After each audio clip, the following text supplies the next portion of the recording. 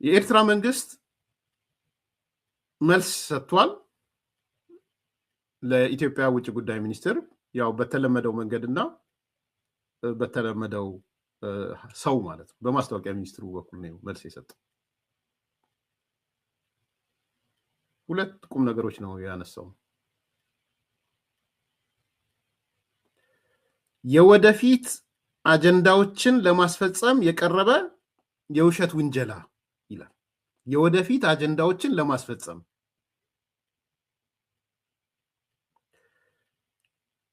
ጠቅሳለው ትርጉም የለሽ ውዝግብ ውስጥ ነዳጅ ለመጨመርና ሁኔታውን ለማቀጣጠል ተነሳሽነትም ሆነ ፍላጎት የለንም፣ አንገባም። እዚህ አይነት ነገር ውስጥ እንዲህ ነው እንዲህ አይደለም እንዲህ ነው ምናምን ብለን አንገባም ነው እያለ ያለው ኢሳያስ። ይህ የኢትዮጵያ መንግስት ክስ የወደፊት አጀንዳዎችን ለማስፈጸም የቀረበ የውሸት ውንጀላ በመሆኑ የቀረቡት ክሶች ሐሰትና ፈጠራ ናቸው። ሰው ለሐሰትና ፈጠራ መልስ አንሰጥም የሚል ነው እያነሱ ያሉት። ውሸት ነው፣ ሐሰት ነው፣ ፈጠራ ነው። እንግዲህ ውሸት ነው ማለት 3-4 የኢትዮጵያ መንግስት ያቀረባቸዋል። አንደኛ የኢትዮጵያን ግዛቶች ይዛችኋል የሚለው አልያዝንም ውሸት ነው እያሉ ያሉት። ሁለተኛ ከኢትዮጵያ ታጣቂዎች ጋር ግንኙነት ፈጥራችሁ እየሰራችሁ ነው የሚለው ውሸት ነው፣ ጥምዶ የፈጠርነው ነገር የለም ነው እያሉ ያሉት። ሶስተኛው ምንድን ነው? አንድ ዘነጋሁት። ኦኬ ሪኮል አደርገዋለሁ። እነዚህ ነገሮች የኢትዮጵያ መንግስት ፋብሪኬት አድርጎ ነው፣ ሐሰተኛም ነው ፈጠራም ነው። ስለዚህ ብዙ ጊዜያችንን በሱ ላይ ዝርዝር መግለጫ በመስጠት ምናምን ጊዜያችንን አናጠፋ የሚል ነው የኤርትራ መልስ። ይሄ የሚጠበቅ መልስ ነው በነገራችን።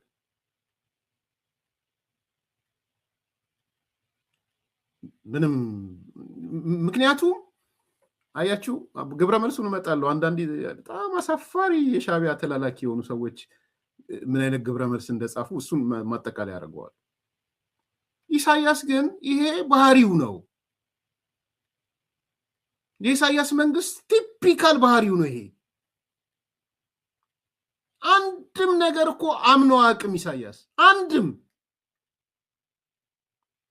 ደሆል የፖለቲካ ፕሮሰሱ ባለፉት 30 ምናምን ዓመታትም ከዛ ውጪም አንድም ቀን ከከሌ ጋር ትሰራለህ ውሸት እንደ አይናችሁ እያየ እኮ ነው።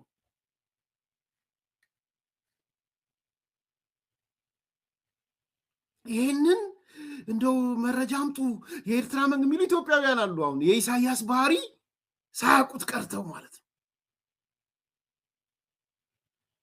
የፖለቲካ በፍጹም በመረጃ ማስረጃ መምጣት አለበት፣ ብልጽግና ጦርነት ሊከፍት ነው ምናምን። የኔ ወንድም በደንብ ቢጠና ሻዕቢያና ኢሳያስ አንዱ ጥናቱ ራሱ ሊያሰራ የሚችለው ሁሌም ሽምጥጥ ነው።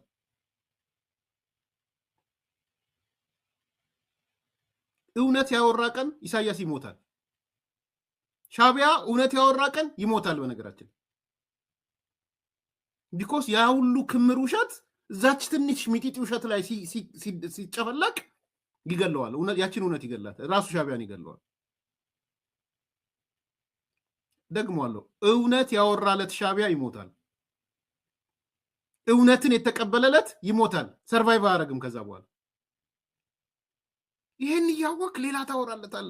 የኛ ሰዎች በአሜሪካ፣ የኛ ሰዎች በአውሮፓ እና ይሄን መካዱ የሚጠበቅ ነው። ይጠቅመዋል አይጠቅመውም፣ አድቫንቴጁ ለማን ነው? እሱ ምንም ዲፕሎማሲ ላይ አንዳንድ ሰዎችም ሳወራ ነበር። በዚህ መልኩ መምጣቱ አሪፍ ነው። ባይዘው የሚጎዳ አይደለም። የኢትዮጵያ መንግስት የሚጎዳ አይደለም። አንዳንዱ ሊያጣጥሉ ምናምን እንደ የኢትዮጵያ መንግስትማ ምንድነው እንወያይ፣ እንደራደር፣ እንነጋገር፣ ከድንበር ይውጣ፣ ታጣቂ ማገዝን አቁም፣ እሱን ካደረክ እኔም ጥቅም አለኝ፣ ካንተ ጋር ያለኝ ጥቅም አለ፣ የወደብ ጉዳይ አለኝ፣ የባህር በር ጉዳይ አለኝ፣ እንነጋገር፣ እንወያይ። ዓለም መጥቶ ዓለም እንደዛ ቢለው የኢትዮጵያ መንግስት ፔፐሩን ይዘው እኛ እኮ እንወያይ እንደራደር ብለናል። ምንድነው እንትን የምትሉት ሊል ይችላል። ያሞኔ የህወሓት የዛሬ መግለጫ የኢትዮጵያ መንግስት ለሌላ ዙር ደም አፋሳሽ ጦርነት እየተዘጋጀ ነው። የኢትዮጵያ መንግስት በፕሪቶሪያው ስምምነት መሰረት ወደ ድርድር ከመግባት ይልቅ መጠነ ሰፊ የጦርነት ዝግጅት እያደረገብኝ ነው።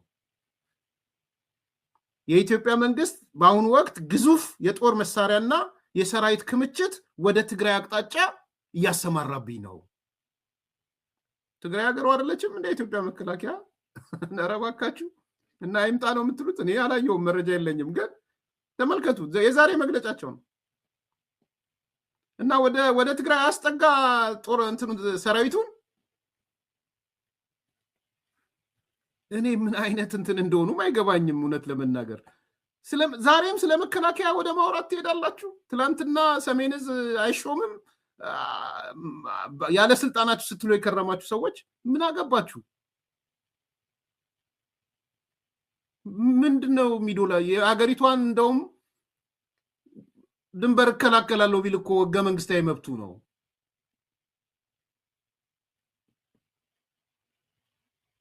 ዛሬ መጥተው የኢትዮጵያ መንግስት በአሁኑ ወቅት ግዙፍ የጦር መሳሪያና የሰራዊት ክምችት ወደ ትግራይ አቅጣጫ እያስጠጋ ነው። ያስጠጋል።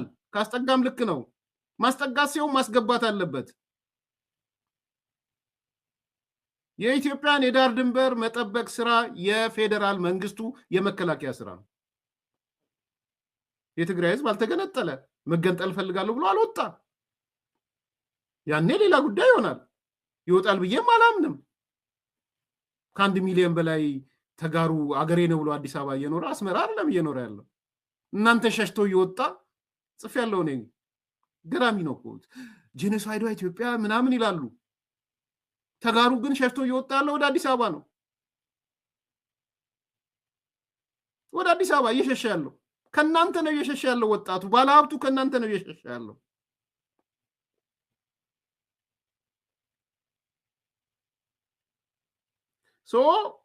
እንዴት የጦር መሳሪያ ያስጠጋባኛል? እንዴት የሰራዊት ክምችት ወደ ትግራይ ያመጣል? ኧረ እባክህ ምንድነህ አንተ? ምንድነው መብታችሁ? እስቲ እዚህ ጋር ያለ ህገ መንግስታዊ መብታችሁ ምንድነው? እስቲ ንገሩ።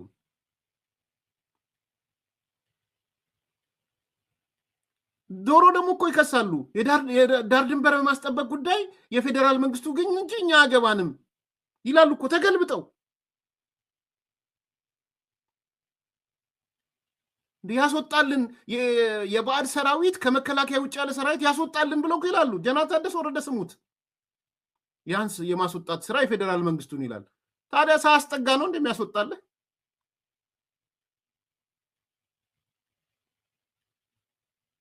ስለዚህ እንዴት ወደ ትግራይ የሰራዊት ክምችት ያመጣል? እንዴት ወደ ትግራይ አቅጣጫ ሰራዊቱ ይመጣል?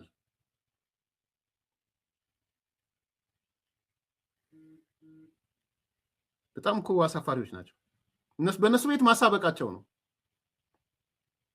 ግን ዓለም ራሱ ይስቅባቸዋል። አሁን አሜሪካ ጦሯን ወደ ካናዳ ድንበር ብታመጣ ካናዳ ብትጮህ ልክ ነው ፈራለሁ ትላለች። ጦሮቿን ግን ወደ ምናልባት አንዱ የሆነ ስቴት ብታረግ ያ ስቴት ወጥቶ መከላከያ መጣብኝ ሊል ነው።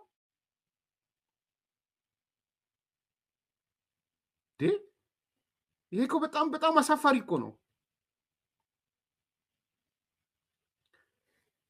እንደውም መገምገም ካለበት የኢትዮጵያ መከላከያ ድክመት ነው ሰራዊቱን አለማስጠጋቱ፣ ድክመቱ ነው። የምንወቅሰው እኮ በሱ ነው። ግን ለምን እኛ ደግሞ ፐርሰናሊ ሳንዱች እንዲሆን ደግሞ አልፈልግም። በዚህ በኩል የህወሓት ኃይሎች፣ በዛ በኩል ሻዕቢያ፣ በዚህ ፋኖ ምናምን መጥቶ እንዲጨፈለቅ ደግሞ አልፈልግም። ወይም አንተ ጽምዶ እያልክ ፍቅር እየሰራህ ፍቅር እየሰራ ባዲ ባዲ እየተባባልክ መሀል ላይ የኢትዮጵያ ወታደር አስቀምጠህ ማስጠቃት ነው የሚሆነው።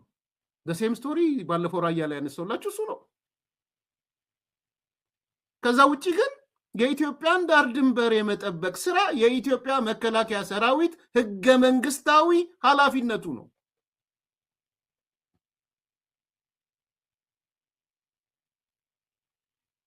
ይሄ በደንብ መታወቅ ያለበት እና እንዲህ አይነት መግለጫ ነው ዛሬ ያወጡት። ሰራዊት ተጠጋብኝ፣ ጦርነት ሊጀመር ነው፣ አሜሪካ ሆይ ድረሽልኝ፣ አፍሪካ ህብረት ድረሽልኝ፣ ማነው ስሙ የተባበሩ መንግስታት ድረስልኝ መግለጫ እንዳወጣችሁ አይቻለው። ደስ ብሎኛል፣ ያበረታታኛል ያ መግለጫ። ነገር ግን የኢትዮጵያ መንግስትን አምጡና አስገድዱትና ጠረጴዛ ላይ ያስቀምጡት፣ እንደራደር፣ እንወያይ፣ እንነጋገር። መጀመሪያ ለመወያየት ለመነጋገር ፕሪቶሪያ ስምምነትን ተቀበል። መጀመሪያ ተቀበል። አዲስ ስምምነት የሚባል አይሰራም።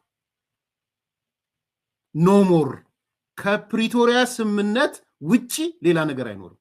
አምነ ተቀበል። መጀመሪያ ዲዲአር ስራ፣ ከባድ መሳሪያ አስረክብ፣ የደበካትን መሳሪያ አስረክብ፣ የደበከውን ታንክ ጉድጓድ ቆፍረ ታንክ የቀበርከውን አስረክብ፣ የፈጠርከውን ጽምዶ አቁም፣ ታጣቂ ውስጥ ማገዝ፣ ከሻቢያ ጋር መስራት አቁም። አሜሪካ ፕሊስ ነይልኝ፣ የተባበሩ መንግስታት ናልኝ፣ አፍሪካ ህብረት ናልኝ፣ መግለጫ ማውጣታችሁን አይቻለው፣ የተግባር እርምጃ ደግሞ ጀምሩ። ምን ማለት ነው የተግባር እርምጃ? አሜሪካ ምን ታርግላችሁ? ተመድ ምን ያርግላችሁ? ይሰብሰብላችሁ እንደ ድሮ 11 ጊዜ ይምጣና ይሰብሰብ። አይ ቲንክ ያ ዘመን እኮ አልፏል። ኖ ሞር። ያ ዘመን ተመልሶ አይመጣም። ስለዚህ እኔ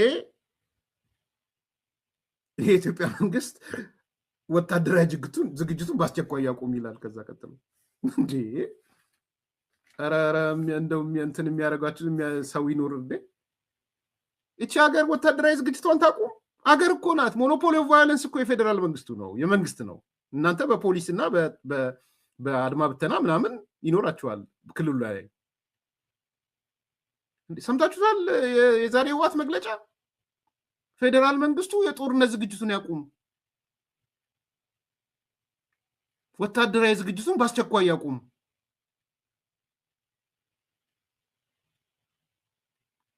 ወታደራዊ ዝግጅት የምታደርገው ባይዘው እንዳትዋጋ ነው። አንድ ሀገር በወታደራዊ ዝግጅት ብቁ ከሆነች የሚወጋት አይኖርም።